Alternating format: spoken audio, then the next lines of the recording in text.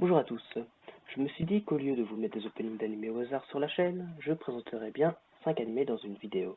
Bien sûr, 5 animés sont choisis au hasard parmi tous ceux que j'ai vus jusqu'à maintenant. Ce n'est pas forcément mes préférés ou les plus vus ou quoi que ce soit, simplement les animés que j'avais envie de présenter à ce moment-là. En premier lieu, je vais vous parler de Mirai Nikki. Mirai Nikki est un animé basé sur l'action, le drame, l'horreur, la romance, les combats et la science-fiction. Cet animé raconte l'histoire d'un jeune garçon s'appelant Yukiteru Amano, alias Yuki.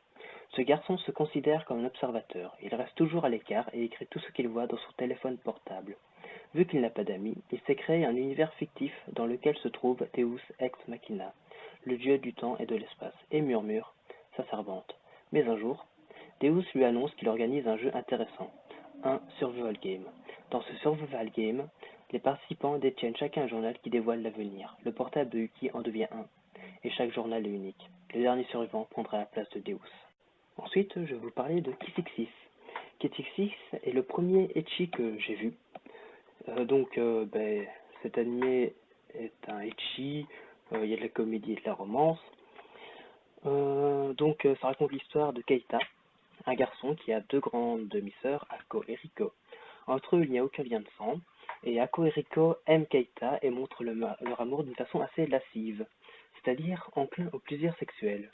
Comme Keita veut entrer dans la même école que ses sœurs, il va s'en rapprocher et être de plus en plus attiré par elle.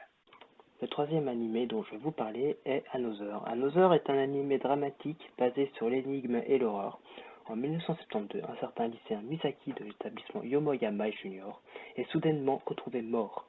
Par chagrin, ses camarades de classe de la 3e 3 ont décidé d'agir comme s'il était encore en vie, jusqu'à la remise des diplômes. Cette illusion n'a été sans dommage pour cette classe. En 1998, Sakakibara Koichi est transféré dans la classe 3e 3 et décèle un étrange comportement auprès de ses camarades de classe. Il rencontre même une mystérieuse élève du nom de Misaki Mei qui porte un cache-œil et qui passe son temps à dessiner. Le quatrième animé est Hanamaru Yoshin. C'est un animé comique basé sur l'amour et l'amitié. Jeune diplômé, Tsushima entame avec une légère appréhension sa première année en tant qu'enseignant dans un jardin d'enfants.